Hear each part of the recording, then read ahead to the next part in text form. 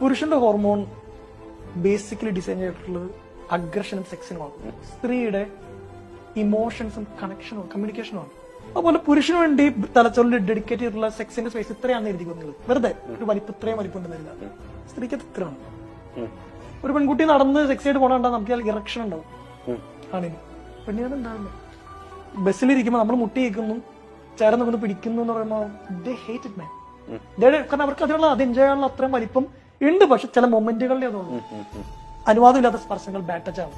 പെൺകുട്ടിയുടെ തലച്ചോറ് എന്ന് പറയുന്നത് ഹോർമോൺ കൊണ്ട് മാരിനേറ്റ് ചെയ്യപ്പെടാണ് എല്ലാ തവണയും. അതായത് പ്യൂബർട്ടിയുടെ സമയത്ത് പുതിയ തരം ഹോർമോൺസ് വന്ന് അവളുടെ ചിന്തകളിൽ ചെറിയ ഹോർമോൺസിന്റെ വരൽ ബ്രെയിൻ ചിന്താഗതികളെ മാറ്റും.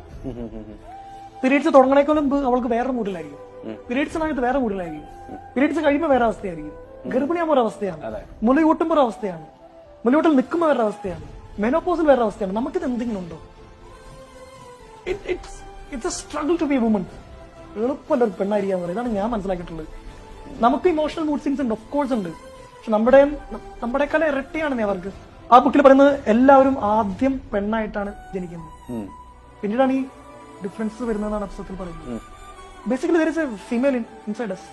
നമ്മുടെ ആ ഒരു ഫെമിനൈൻ ക്വാളിറ്റിയെ എന്ന് നമ്മൾ എംബ്രേസ് ചെയ്യുന്നു, നമുക്ക് കുറെ കൂടി ഈ ലോകം ബ്യൂട്ടിഫുൾ ആവുന്നു.